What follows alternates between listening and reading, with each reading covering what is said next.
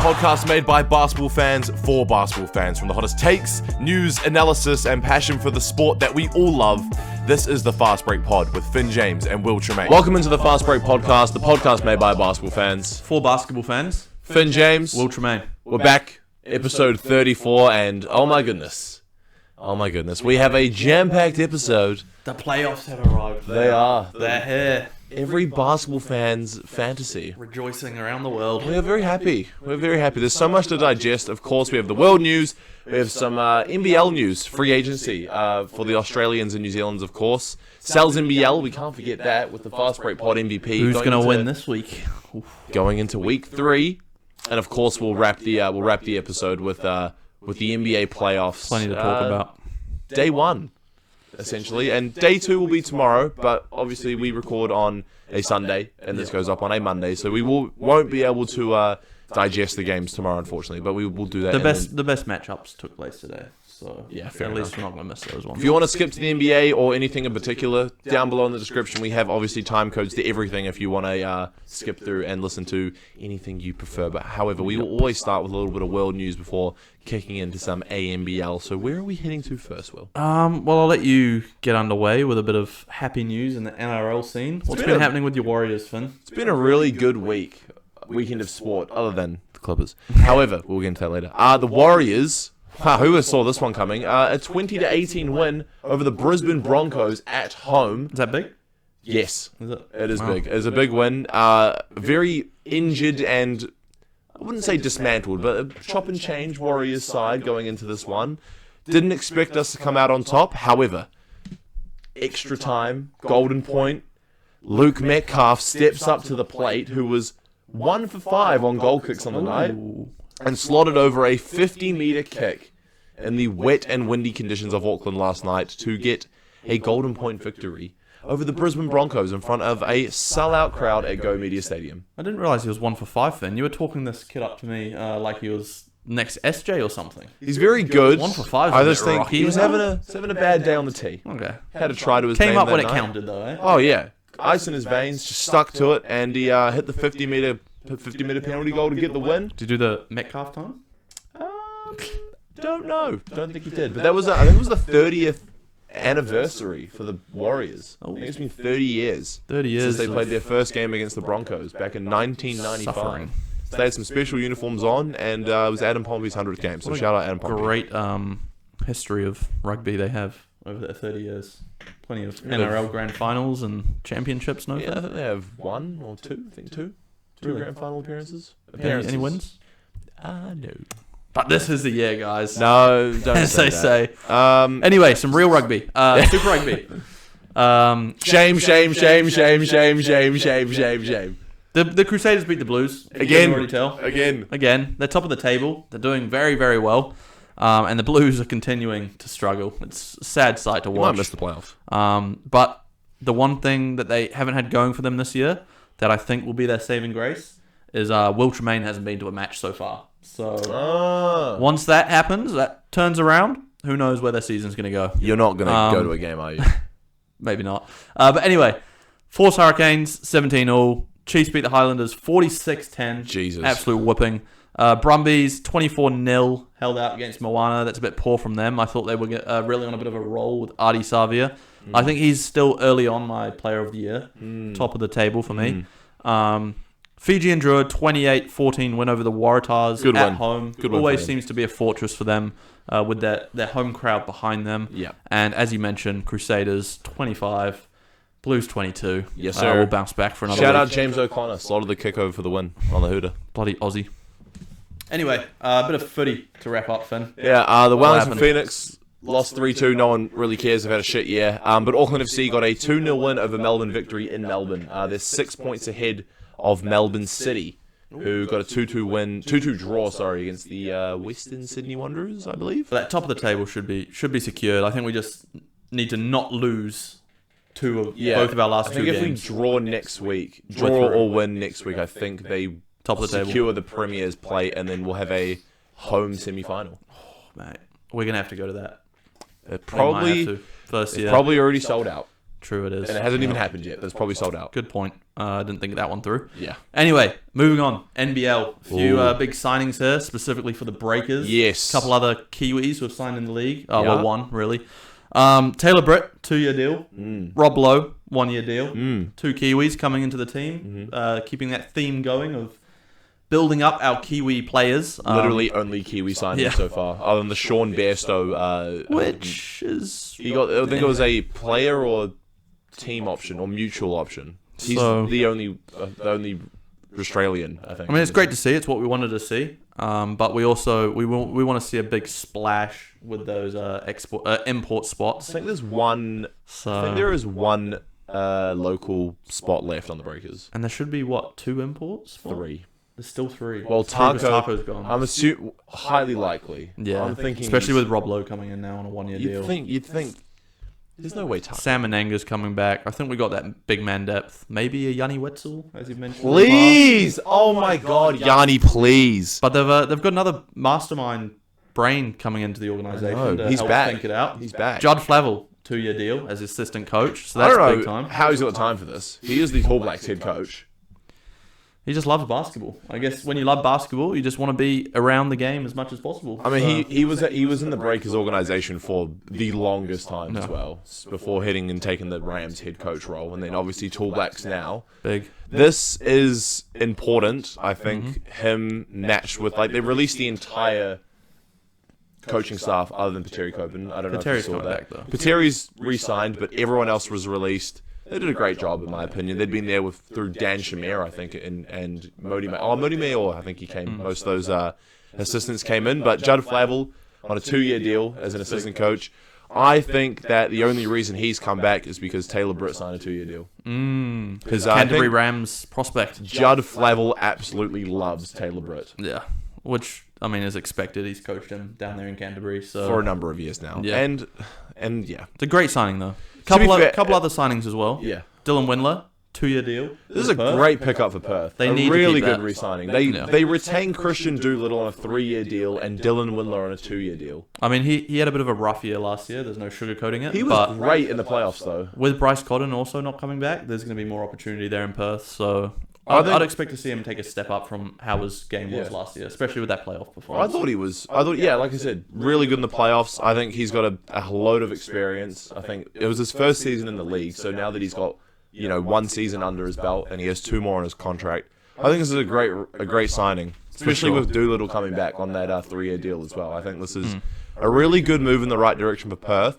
In terms of Bryce Cotton's replacement, though, I think that's where they really need to hit the nail on the coffin. Kendrick Davis, PJC, who knows? Someone of that caliber. Yeah. I don't know who it's going to be. There's knows? still a lot of time. Plenty of options. Of course. One other deal as well. Tane Murray, former Rosmini boy, went to Virginia. Did 4 years over there in Virginia. He's making his return back to not quite home shores, but he's signing on a 2-year deal with the Brisbane Bullets. So This is I so think that's cool. good. A young prospect to have. He's not going to start, obviously, coming straight into the Brisbane Bullets, but good rotation piece, I think. Develop him up through the NBL system. I think he can definitely make an impact either this year or down the line. I think this is a great signing for Brisbane. First of all, they've already got 2 Kiwis there in Tyrell Harrison and Tolly Smith-Milner, so a bit of familiarity there with Tane Murray potentially maybe bumping heads with them. He's had a few Tall Blacks games, Tane Murray, in his time, so he's probably got a little bit of cohesion with those boys already. And Tane Murray is an elite 3-point shooter. I think he shot 40-something. I think it was upwards of 40% in college. Yeah. It's pretty good. I mean, he had I wouldn't call it a lackluster college. He played for Virginia, who historically is very good. I mean, they won that championship in, was it 2019 DeAndre Hunter. or 2020? Yeah. With DeAndre Hunter, Ty Hunter, Jerome, Ty Kyle Jerome. Guy, and actually Jack former Salt. Westlake boy Jack Salt, who was there as well. So Tane Murray obviously just done his little stint in Virginia. They didn't really do that well when he was there. But, I mean, a load of experience. He, honestly, when he played in New Zealand, going to those Westlake versus Rosmini games, he's, I think, 2 years younger than us. Yeah. But holy He was my year, I think. Year below you. Oh, okay. Yeah. So Will's age, he was cooking. I honestly thought he was going to go to the league. I don't know why. Yeah, But I think everyone did around here, to be honest. Yeah, He I was mean- such a big prospect. and that's not even like glazing. He was just so good. He was one of the hardest workers, I think, as well. That's something that everyone said about Tatum Murray. He's such a hard worker. And let's not write it off right now. Like, he could come back. He's still very young. He could develop into an elite starting point guard in the NBL. And he's then not really sign he's not really a point guard, though. He's Yeah. more of a 2-3. I mean, if you wanted to be in the NBA, I think he'd be like a 1. I don't. Yeah, or a 2. One or a really 2. good 2. But He's I like think- 6. He's like 6'4", 6'5", like decently athletic and a really good shooter. Yeah. There is like a million of those in the US. If he really develops, though, I mean, like picking up a possible summer league contract or something, I don't think that's out of the realm of happening. So No, I think maybe this not. is good for his career. We could also possibly see him in the NZNBL. Who knows? I mean, now that that he's is back over true. these Yeah, ways, that's actually not a bad. I think he could definitely make his way back home. Maybe play for the Tuatara or something. Do you want to circle back on these Breakers signings though? Taylor Britt, Rob Lowe. What are you grading these guys in terms of pickups for the Breakers? What letter grading? Yeah, we'll go letter. Taylor Britt, love him in the I'm NZNBL, iffy but on no this. offense. I'd go I want to be optimistic, bro. I'll go a B down the middle. Okay. But that's me being optimistic and seeing the potential. Yeah. Yeah. He is. I think he's 28, so he's getting older. Yeah. He doesn't have a load of AMBL experience. I think the last time he stepped foot in the league might have been 5 years ago as a DP on Perth. But he's proven in the NZNBL. That's the thing, though, and he won MIP. He won MIP on Canterbury last year, back-to-back championship. Has played a considerable amount of games internationally for the Tall Blacks as well. So, not inexperienced in terms of hoops, inexperienced in terms of like NBL competitiveness. I mean, there's levels to it, right, Will? So we've got my example that I've been giving a few people is Will Hickey. Yeah. A bench player on the NBL champions from this year. Yeah. Obviously was outstanding in the finals, but realistically the entire year he was a 6-man, maybe a Well, that 6-man. also plays a role because they had Tyler Harvey and Oh, Trey yeah. Bell that he was behind. I Of think he course. starts on a lot of NBL teams. That's a good point. NBL teams. But I think what my point is that he's a bench player. Well, I mean, he plays a fair amount of minutes, but he's a bench player. I think he might have averaged maybe around 10 points a game this year. Yeah. Maybe around. I mean, he's not going to be a bench player for long, though. We'll put it Oh that no, way. next season he's starting he's still in Illawarra. He could be starting. But I think, like you said, there's levels to it. He's almost averaging a 30-point triple-double on the He's South the best NBL. player in the South NBL Oh yeah, since he's arrived. exactly. 100%. But that's what I mean. Like, there's levels to it because Taylor Britt, although he's a good South NBL player. I think he averages like 16 and 7, which is really good for a point guard in a league like this. However, like a 2-year deal on the Breakers, I think he's a package deal with Judd, which is a very good pickup for the Breakers coaching staff, of course. But I think Taylor, I think he just comes off the bench. He gives me that, they released Mitch McCarron, right? Yeah. He gives me Mitch McCarron vibes. Except Mitch McCarron has an extensive resume when it comes to NBL. I think, yeah. Mitch McCarron has the experience, but I'd say most other factors you'd favour Taylor Britt in terms of just pure I mean, Mitch is getting ability. And Mitch McCarron was getting pretty old as well. Yeah, exactly. I'm really happy for him, of course. Like, this is something that he's probably worked his ass off for the past, 4 or 5 years since he didn't get that stint and that opportunity in Perth. So it's a great pickup. I'm really happy for him. I'm hoping it works out. What are you giving it grading? It's hard to say. I'm sitting at like a C+ or a B-. I like it because I do like Taylor Britt. I think he's a good point guard, high IQ player. He's a Kiwi, which is the whole reason, these new owners have come and they want to rebuild that like Kiwi culture within the Breakers. So yeah, I'm around there. However, what about Rob Lowe? Rob Lowe, I'm giving it an A. Yeah, that's fair. Former, obviously went to the finals last year as a starting centre on Melbourne. I think he's definitely going straight into starting centre role for the Breakers. Okay. And I mean, yeah, he's just proven ton of experience. He's having a good, not phenomenal start to the Tuatara year. I think I expected a bit more, but still, I think he's still finding his footing coming into a new team. But yeah, super happy with this one. We needed a big man. That was where we struggled last season. And I think that's just set in stone now. He will be our starting centre, in my opinion. A's solid. I think I'd be around the same. Yeah. A- probably. A- B+. I would have liked to have secured him for maybe 2 years though. Well, that's the thing. He's getting But old. he's And he doesn't old. know if he wants to keep playing. He obviously retired a couple years back. Okay, but I have a theory about that, by the way. What? I think the whole reason he retired was to Get a get out of paycheck. his Breakers contract so he could go sign somewhere else. Kind of makes sense. However, Oh, this like you said, he was the starting centre over, first of all, Marcus Lee, who was honestly a really good import centre on Melbourne, but Got to do what's best for your career at the end of the day. yeah, you're not wrong. But yeah, just came off a really, I'd say, successful campaign with Melbourne this year. I thought he played quite well, had a few really good games. Definitely gave us trouble when we were playing them in the later stages of the season. So I think, yeah, like you said, probably slots into that starting centre role. Maybe we could see Rob Lowe, Sam Meninga share the court. Yeah, I think Sam's more of a 4. I to think be perfectly Sam honest. traditionally is going to be playing better as a 4-man. Yeah. And I think something that we talked about as well, a majority of the NBL season, was the ability that Sam had to stretch the floor. Yeah. Rob Lowe is a proven good three-point shooter. It's exactly what you need in this league, especially if we re-sign PJC, which Not is not probably happening. Yeah. Dylan Boucher. Boucher. Jinx. He was on with Peter Hooley on NBL Now. Great little panel. They usually do it throughout the season, but they had a surprise one with Dylan Boucher.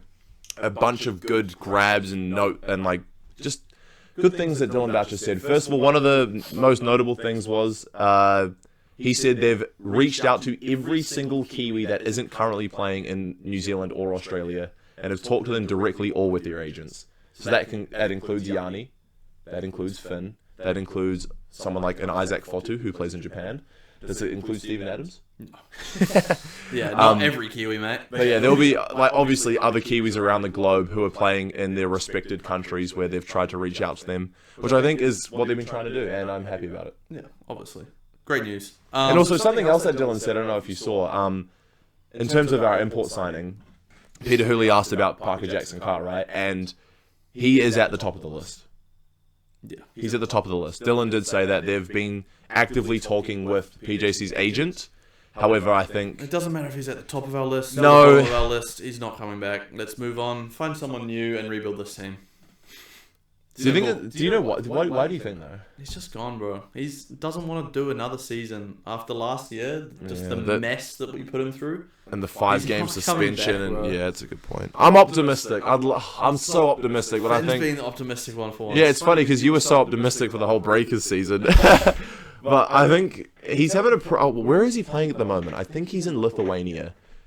I'm pretty sure he's having a pretty good year over there. So I mean, his price is just going to continue to go up as well, especially after. I think he'll be in the NBL. Just won't be in a. You think Breakers jersey. he's going to be back in? I think he's gonna get paid.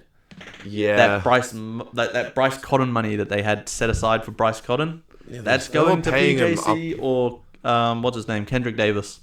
One of those two is getting that Perth? bag. They were. I reckon. There was a report that came out recently on the NBL about the salary cap and like luxury tax. And I think they upped the salary cap actually for next season. I think it's like 2.8 or 2.9 million for a team. Perth were at like 4 million last year. I don't know how luxury tax and things works, but surely that's not allowed. But I mean, if they just get like told by the Perth like coaching staff and whatever it is, if you guys sign with us, we're gonna treat you like we treated Bryce Cotton. You're gonna be the main guy. You're gonna have the ball in your hands. I think both those guys are gonna be fighting to get that import spot on Perth and prove like, I mean, just look what it did for Bryce Cotton's career and what a crazy year he had last year. Obviously, if they think they're the same level of player as Bryce Cotton, then they're going to be able to put up those sort of numbers in Perth as well. That's a good point. I think, yeah. That's Do you just think how I Perth lean. do you think Perth makes a pretty big signing in the next month or two? I think it's And just it's somebody. It's gonna. You think it's gonna be a familiar face? they've got most of the same team coming back. It's just literally their best player, they're arguably the best player in NBL history. Bryce Cotton's gone, but they have the opportunity to fill his spot with someone who's like 95% of the player he is. Is Keanu Pinder still there? Actually, I'm Not sure. not sure. We'll get back to you guys on that one. We will. NZNBL though, Finn. Yes. Let's get into that. We'll do a quick run through of the scores this week. Only 6 games so far. There's another 2 happening tomorrow, Monday for us. Although that's technically in this round still. It's a bit weird how it works. Long weekend, I think, for Easter. Yeah. Must be right. Yeah. But quick run through. Hawke's Bay Hawks 103 to the Indian Panthers 88. No Shock. surprises here. Shock. Franklin Bulls 107 over the Otago Nuggets 84. Good win. Sharks beat the Phi 84-78. Jets beat the Hawks 103 to 91.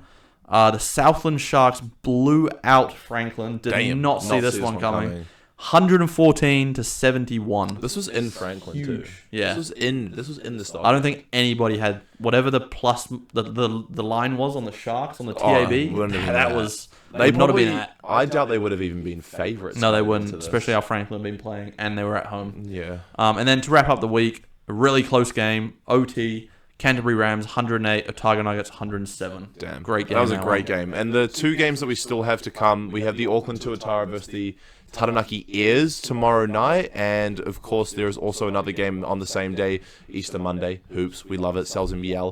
The Wellington Saints versus the Nelson Giants. I think Nelson are still looking for their first win, which is a little concerning. But, the way we're going to do it on the Fast Break podcast here, we're just going to have it like our rounds are going to be just a week. A week long. So whatever games have happened between this podcast and the next podcast, those are the games we're going to have covered in our rankings of who we give awards to, which we'll get into now. 2 players from one team, Finn. We'll save that. We'll start off with third, though. Who finished third place this week in the Fast Break podcast MVP ladder? It'd go. You know what we should do? We should get a drum roll. Nah, maybe in Not the future. for third, maybe first. Maybe first in the future. Maybe when the production value goes up. Any sponsors on board? Sorry, let's move on. Third place for the Fast Break Week 3 Sales and VL MVP. We go to Tohi Smith-Milner out of the Canterbury Rams, who put up 28 points and 10 boards in the 1-point overtime win against the Otago Nuggets, and he was pretty clutch in OT with a couple threes, I'm pretty sure. So he looked pretty damn good. Got them over the line in the end. There was a couple players who could have maybe slotted into 3 there, but I think Tohi was clear. We had Corey Webster had a good game, 29 and 8, I think. But Tohi just edges him out for third place. And Don Carey Jr. was really good for the Nuggets too, but just couldn't get them over the line, so we had to go to the winning team, of course. Yeah, However, we take winning as a big factor in this one. Otherwise, Tay Hardy is another name that could have been on there, but with their loss to the Sharks, couldn't justify that.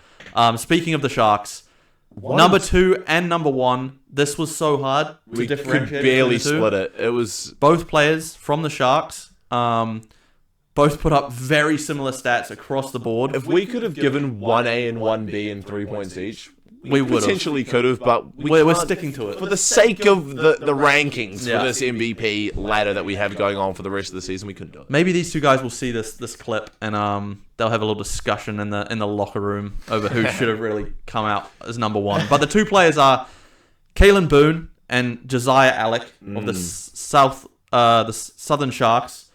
Both had 2 crazy games back to back this week.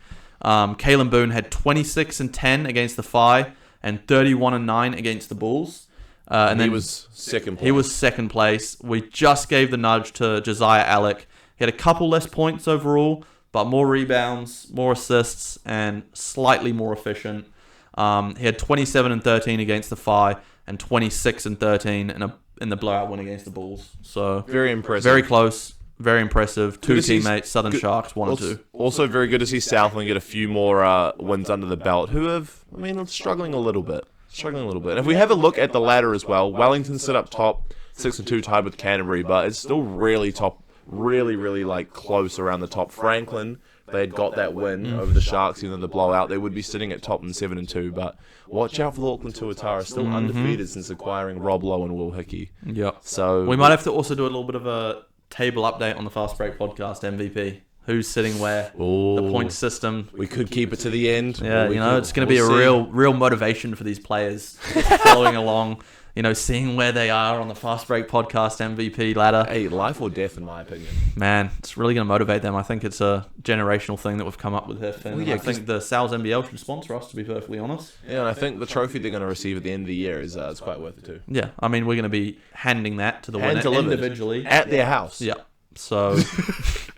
hopefully it's Will Hickey, so we don't have to go very far. Anyway, Kalen Boone down in Invercargill. We'll be in trouble. It'll be a long road trip. Yeah. However, should we look at the first day of the NBA playoffs? Oh, mate. Do you want to run through what happened in the play-in tournament quickly before we get into today's game? Yeah, so Warriors and Grizzlies made it through from the West. We both predicted that. We both. Oh, I think I picked Sacramento Oh, to beat the Mavs and then beat the Grizzlies. So that was poor from me. So you're a dog. Yep. However, we both may have messed up in the East. Some could say. Yeah, some could say. Yeah, we both had the Magic going through as a 7th seed. Correct. But then we both had the Bulls beating the Heat and then the Bulls beating the Hawks. That did not happen. The Heat beat the Bulls, and then the Heat also beat the Hawks and became the first 10 seed in NBA history to make the playoffs. So, congratulations to them. Tyler Herro is a bucket. Shout out Davion Mitchell too. Oh, yeah. Clamped up Trey. Found a home. I mean, he was a lottery pick Happy for after him, all, right? Lottery pick after all. Was he? I think so. Yeah, he was in the teens somewhere. To Sacramento. Yeah, Was? Sacramento. And he was playing behind Fox and Halliburton, I think, at one point. And then, they moved on Halliburton, and he was still behind, Malik Monk. Yeah, now he's on the Heat, and I mean, Clamp he defense. pushed Terry Rozier out the lineup pretty damn quick. Oh, Terry sucks, man. However, he's still up for that investigation on. Oh, bro, he's doing something, man. He's doing something. That guy Have you sucks. watched that footage? He is selling So on purpose. sus. However, let's run through the games today. We had an early morning wake up. Not for myself, I didn't get up for this one, but it was 5 a.m. New Zealand time, Bucks versus Pacers. Was it worth getting up for, Will? I can't lie. I was not the most loyal.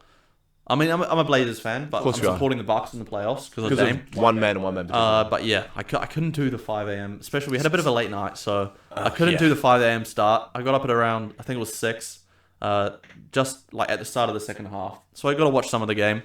The Pacers win this one, 117-98. Yeah, no Dame hurts in Yeah, this it's one. really. I mean, he's cleared to play, right? I think he's got over his blood Yes. clots in 3 weeks, which is The kind of doctors said it was a miracle. It's kind of They've insane. never seen it before. Deep Honestly- vein thrombosis, a blood clot, the same injury that Wemby ruined has. Chris Bosh's career, and took Wemby Wemby now out for the whole has. year. And Dame recovered from it in 3 weeks. If 3 you ask weeks. me, it's a sign from God that the Bucks are winning it all. But yeah, Giannis was the only offensive weapon Yeah. in this whole entire game for the Bucks. He finished with 36 and 12. He looks really good. No one else contributed at all, especially not Kyle Kuzma. What did he do, Finn? No disrespect to Tony Snell, but he had a Tony Snell, if you know what I mean.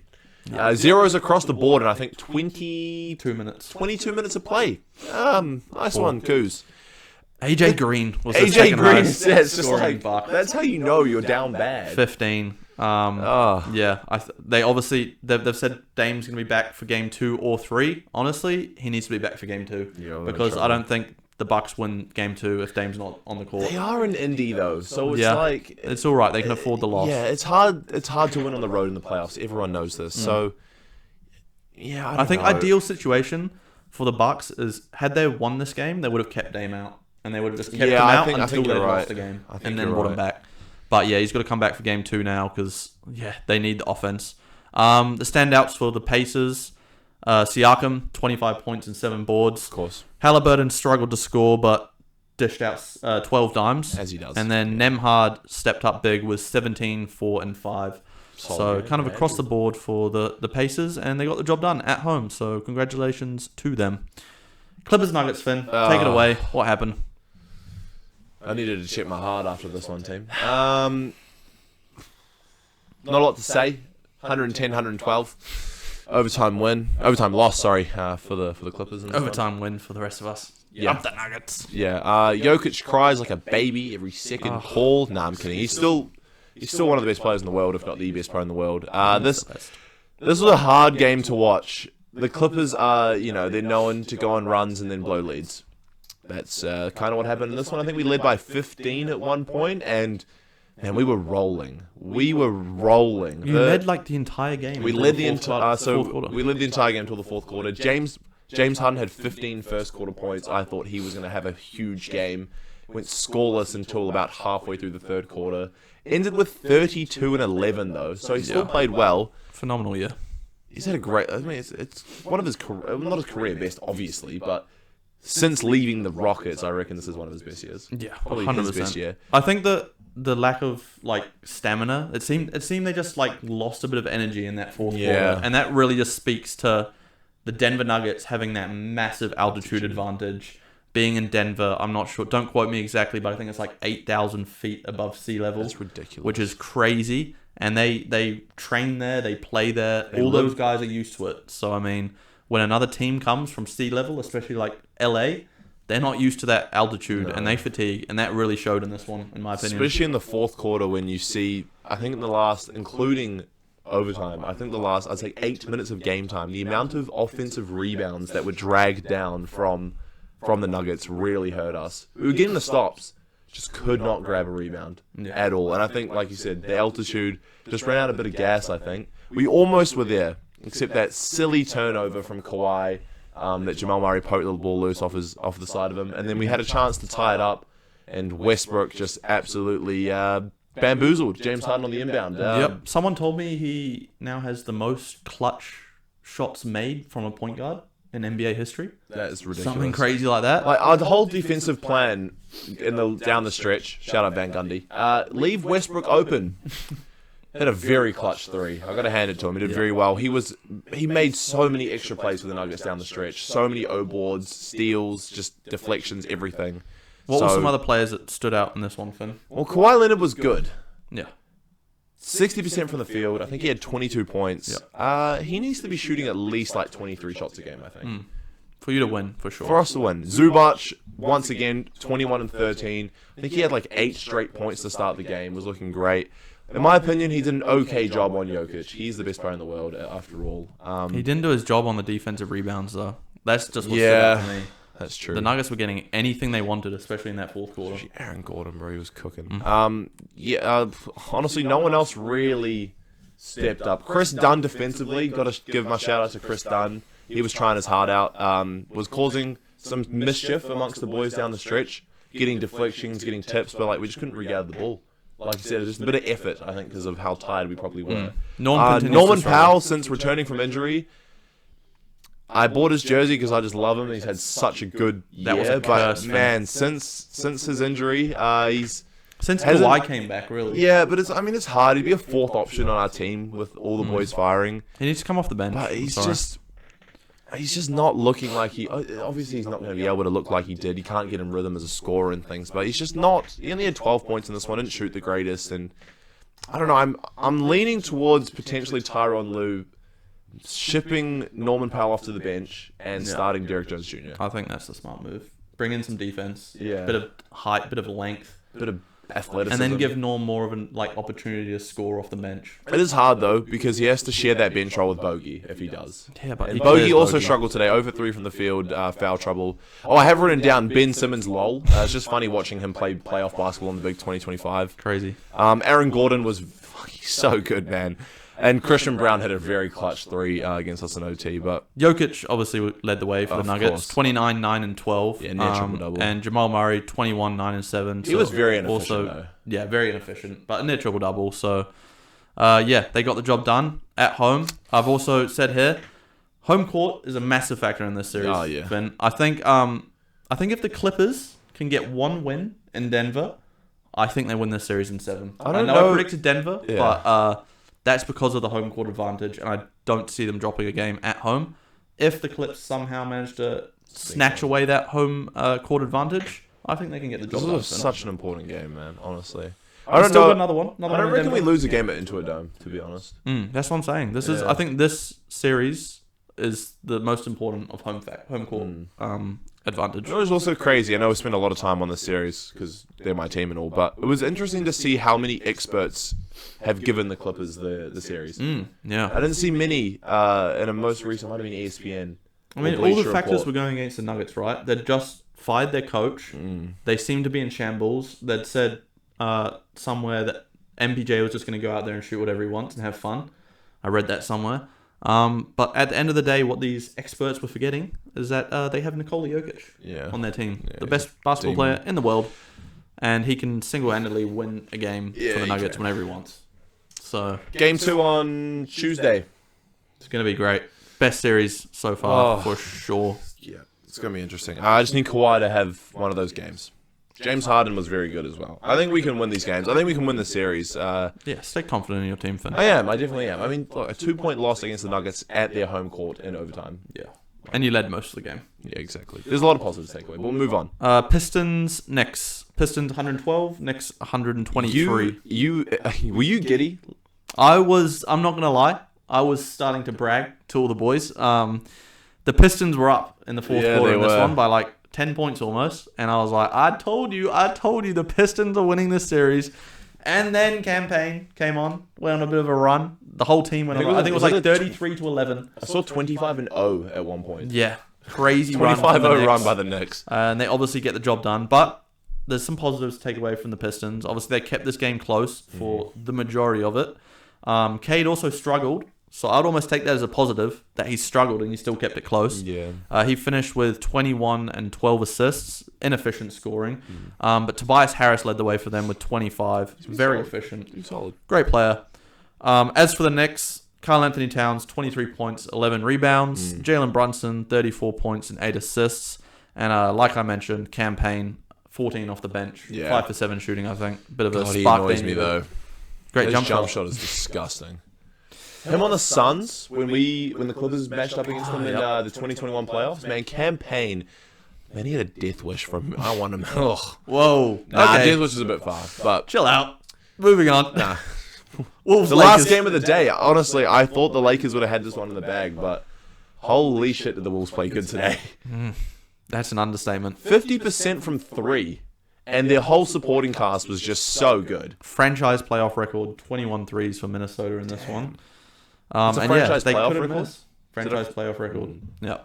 So, Damn. in LA, massive win. What stood out for me in this one is the Lakers just lack big man size, depth, Yeah. whatever you want to call it. They They're have gonna Jackson struggle, Hayes. man. That's about it. Is Whereas Alex Len still there? Like, he's there, Just but vibes? he's just trash. Just to vibes? put it frankly. vibes? Vibes, sure. I Yeah. mean, I don't know what vibes he's bringing to the locker room. Is Christian Coloco still there? No. No, he got waived, Yeah. eh? They waived him because he was on a two-way and they didn't pick him up. Adam was telling me about this, and He's said got to be better than Alex Len, bro. he's better than Alex Len, and they didn't pick him up in time off his two-way contract or something. So now he's gone. He can't play in the playoffs. Oh, And yeah, especially against a team like Minnesota, who are the opposite, have a lot of big man size. They have Naz Reid, Julius Randle, Rudy Gobert. Yeah, that's a massive factor Luka that Garza. I may not have taken into account when I was making my prediction. Luka Garza, big man. Sure. But no, don't count the Lakers out. They I still wouldn't have either. LeBron and Luka, and they didn't shoot very well in this one. Well, Luka did, but Luka LeBron was and great. Reeves didn't. I think, like, despite the fact that this was a relatively big loss, almost 20 points. Luka had a really good game, and that's positive signs going forward for the Lakers for sure. Yeah, LeBron, I mean, he's 40. We've got to remember this, but he's still LeBron in the playoffs, and I feel like it's going to be, no matter how old this man is, it's going to be so hard to be in the playoffs. He's a Tom Brady of the NBA. He could Yeah, go yeah. to at least 44, 45 if he wants to, in my You opinion. reckon? If he wants to. He's not going to want to. Not at his current caliber as a player. But like, you think Vince Carter, Yeah, when he yeah. was 40, that would be LeBron at like 47, dare or I just say. coming off the bench, just He could average 5 points off the bench Oh, and be a easily. good role model player at 48, I reckon. he's so over it though. Yeah, Was he's he in gone. season 22. Yeah. He's got a family. Honestly, LeBron fans out there, you might not want him. No, you'd want him to win this season. But what I'm saying is, if they would have won it all this year, I think he's done. He I hangs reckon it up. as well. I mean, he's on an expiring contract. No, is it a player option or I think something? he's a player option. Something like that. If they win it this year, he's not 100%, but I think it would be hard to see him come back. Imagine that as last season, him and his son win an NBA championship. That would be insane. That would be such a good storyline. Oh my You god, couldn't- how cool would the photo be? Yeah. You couldn't ruin that storyline by coming Nah. back and losing next year. But yeah, anyway, back to the game. And 22, 8, and 9 in this one for the Wolves, but inefficient. Yeah. 36% shooting, but that was about the only player on their team that was That's inefficient. scary as well Yeah. for the Lakers, that the best player on the court is shooting 36%. I mean, with all due respect to the Wolves, but they're not shooting this well Nah, again no in way. another game this series. McDaniels had 25 on 11 for 13 shooting. Jeez. Naz Reid added 23 on 8 for 12 shooting. So yeah, two bigger men And Randall stepping was up. solid, right? He had 16, so slightly It's quiet. alright. game. Supporting cast, man. Sometimes that's what it takes in the playoffs. Just Yeah. those players that do the little things, that shoot the wide open shots. Naz Reid's nice, bro. I need to shout out Naz Reid. I think he's got the best big man handle in the NBA. Big Jelly. Yeah. Yeah, Jelly fan. Big He's Jelly. so smooth with it. For He's someone who's like, crazy good. what, 6'10"? Something like that. 6'9" 6'11" maybe? maybe. Yeah, he's large. Yeah. Might be 6'9". He's large. And he's a though. great shooter, bro. He's got a smooth jump shot. It's kind of Well, he was weird 6th to man of watch. the year last year, wasn't he? Yeah. undeservedly though. Dare I say, Ooh. Malik Monk. That That was close. It was a close battle. Yeah. Austin Reeves, not very good today. 16, Yeah. 38% shooting, average. But yeah, you got to expect that him and LeBron are both going to step it up. You'd hope so, right? And they're dropping a game at home, like that's what I'm saying. I think next game, dare I say, must win for the Lakers. 100%. Must win. Like, if they lose next game, they have a very, very, very good chance. Like very high chance they'd just go down 3-0 because the momentum the Timberwolves would take going into Minnesota. Dare How I could say, they lose? sweep. Are the Wolves dropping a game at home after going up 2-0 against the Lakers in that's LA? the thing. But LeBron can't James. get swept. Yeah. But they need to win. Damn, bro. Like, This is I going didn't 7. expect this. I did not expect the Wolves to win this first game. I No. really didn't. I mean, anyone did. It's just unfortunate. Like, Luka had such a good game. Shout out my brother, actually. He picked the Wolves to win this series in 6. Really? Yeah. Wow. I called him crazy, but maybe he's going to have something to say about that. Anyway. Damn. It's just that it's Jackson Hayes, Alex Len. Yeah. That it's gonna bite them in the eye. Just losing AD and then failing in that Mark Williams trade. Killed them. And you know what's funny? They were trying to shop for Steven Adams around that time too. Bro, Imagine Stevie how. would be Oh so my god, it would have good. been perfect for them. Did you see he broke a record? Who? Steven Adams? I don't know. Oh, yeah. It was something. Offensive the highest percentage. Yeah, Rebound. yeah, it was like 28 point something percent. Beat out Dennis Rodman and somebody else. Somebody else. Can. Steven's the best. I'll say it Did right you just now. call Dennis Rodman a can? No, I was joking. Jesus Christ. Steven Adams is the greatest offensive rebounder in NBA history. He'd be up there, which is not even. It's not even a crazy. I mean, he just proved it. And one of the best screen setters as well. Oh yeah, 100%. I've been saying this for a couple years now. He's the best in the NBA at 2 things: offensive rebounding and screen screening. setting. If you're the best at one thing in the NBA, let alone 2 things in the NBA, Get paid. you should be getting paid and getting good minutes on a team. Bro, he makes 12.5 million USD a year. He ain't getting the minutes though. That's what upsets me. Well, I mean, when you got Sengun and, I mean, who else plays ahead of him? That's just saying. Not Landale. They kind of Definitely like not go Landale. small ball a bit with Tari Eason and stuff. off the Yeah, bench. that's a good point. But like, just someone else pick him up and utilize him. He'd be starting on the Lakers, getting good Oh, minutes. for yes, sure. absolutely. He's not super old. I think he's like 32. Imagine, yeah, something like that. Imagine him setting screens for Luka, bro. Oh, dude. Dude. He's not really a lob threat, though, which I think is something Luka definitely thrives off. Yeah, But man, he'd be good. Unfortunate. Hey, it's all heating up, though. yeah. The greatest time of year, it's almost like Christmas, essentially. It basically is Christmas. It's Christmas for Christmas me, mate. 2.0, mid-season Christmas. I mean, we're going into winter, technically speaking. 4 but- games. 4 Done and games dusted. tomorrow. What are we Rockets saying? tomorrow, man. Quick 5. Rockets, Warriors. Go on, Finn. Rockets get up in the first one. Ooh. This will be done, by the way. We'll just throw our predictions out. Rockets get up in the first Celtics Magic.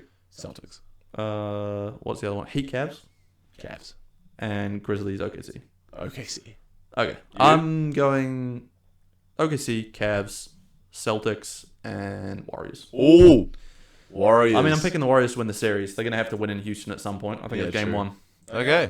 Looking it. forward to it. Obviously, these games will be done by the time the pod goes up, so hopefully our predictions are right. But we'll be back next week, of course, digesting. There won't be any series done. Oh, no, there won't be any No, series done by now. definitely not. However, we will have a pretty good idea on some series that might wrap up by next episode, depending. Oh, actually, there could be a series wrapped up. If someone sweeps. 4 wins? There can't be 4 games played by next Sunday. Surely not. They're going to travel. Yeah. Yeah, there won't be. Looking forward to it. Hopefully some more Breakers signings on the way as well. Yanni Witzel, please. Yanni, please. I'll do anything. Yanni. I'll do anything. Finn Delaney as well. Either of you come over. Would love to see it. But no, thanks for tuning in once again. I'll be back with a bit more analysis of the NBA playoffs. Thoroughly looking forward to it. Clippers, please. Please. Clippers Bucks final, Finn? Oh, man. I'd love that to happen. We'll see you next week.